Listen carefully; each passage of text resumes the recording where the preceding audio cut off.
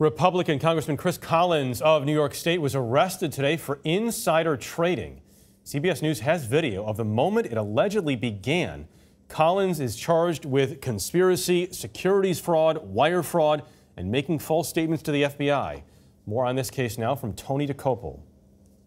In this video from last year's White House congressional picnic, you can see Representative Chris Collins there in a white polo shirt talking on his cell phone instead of enjoying the festivities.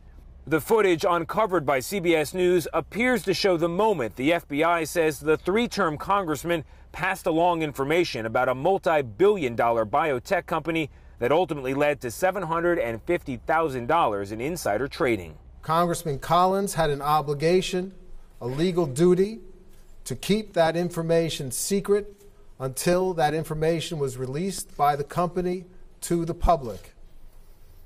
But he didn't keep it secret. At the time of the alleged crime, Collins was on the board of an Australian company called Innate Immunotherapeutics. While at the White House picnic in June 2017, Collins got an email from the company's CEO conveying extremely bad news, a clinical failure for one of its most important drugs. 1 minute after receiving the email, he dialed his son, Cameron Collins. Authorities say after 6 missed calls, they finally connected, and Collins allegedly tipped his son off about the disastrous drug trial. Almost immediately, the FBI says Cameron started trying to sell his stake in the company, passing the tip to his fiancée, her father, and at least 6 co-conspirators. On June 27th, when news of the drug failure finally broke publicly, shares in Innate Immunotherapeutics dropped 92%.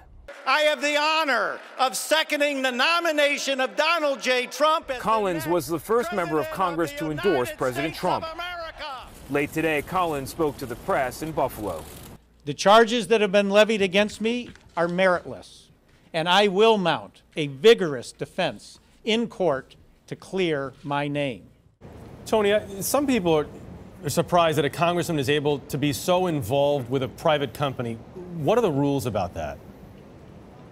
Well, Jeff, it is legal for a sitting member of Congress to serve on a corporate board as long as they're not being paid. Now, House Speaker Paul Ryan said today he would be removing Collins from a committee position, calling insider trading a clear violation of public trust. Collins faces years behind bars if convicted, but perhaps more urgently in his mind, he'll face voters in November.